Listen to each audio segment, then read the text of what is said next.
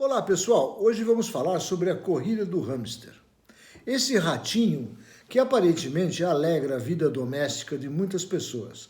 Corre, corre no seu brinquedo de roda, sem chegar a lugar algum. É só um exercício de esgotamento, sem a menor esperança de alguma liberdade. Na perspectiva do pesquisador alemão Hartmut Rosa, que é professor de sociologia, o burnout, ou extremo cansaço, não é causado por muito trabalho, nem pela imposição de um andar mais rápido, mas pela ausência de qualquer direção à qual se dirigir. Somos levados sem saber para onde, inconscientemente desesperados, acreditando que chegaremos em algum lugar.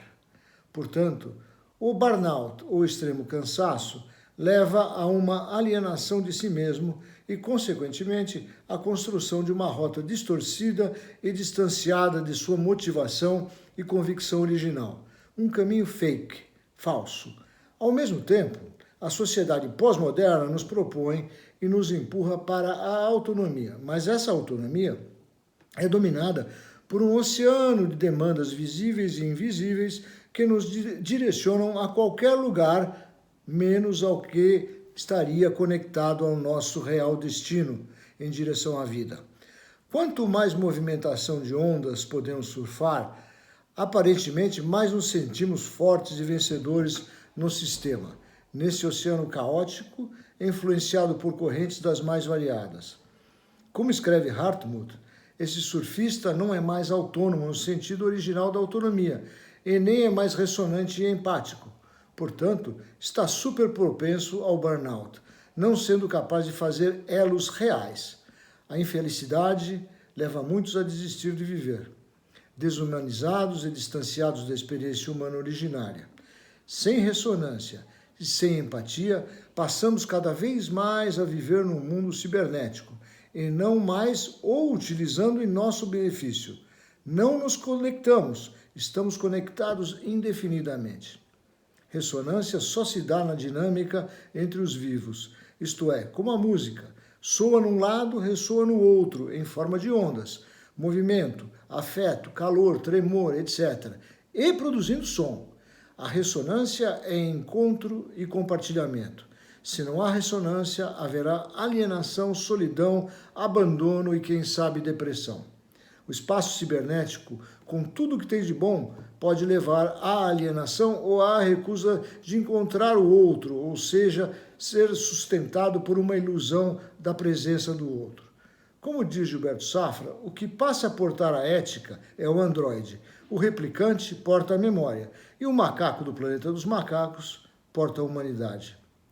Se o ser humano, por si só, tem uma tendência de manipulação do outro, fugindo de uma ética de respeito e atenção primordial para o humano.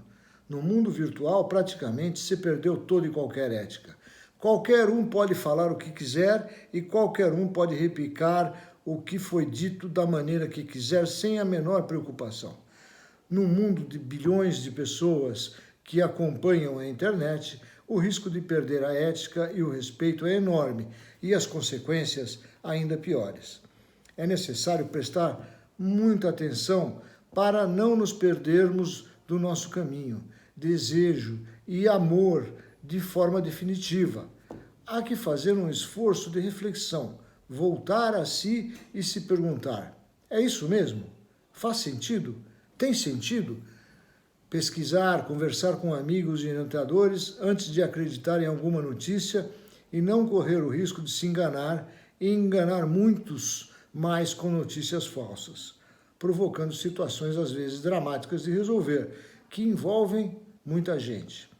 Para isso é necessário diminuir a velocidade dos acontecimentos, isto é, o famoso parar para pensar, que hoje em dia passa por problemas. Afinal, time is money, ou tempo é dinheiro, conforme pregado por muitos anos na cultura estadunidense, dos Estados Unidos, que se espalhou com rapidez. Tempo não é dinheiro, velocidade da vida não é dinheiro, a nascer em competições esportivas e negócios. Tempo é para respirar, para pensar, para desfrutar, para agir e para viver. Uma vida rápida é uma coisa, uma longa é outra.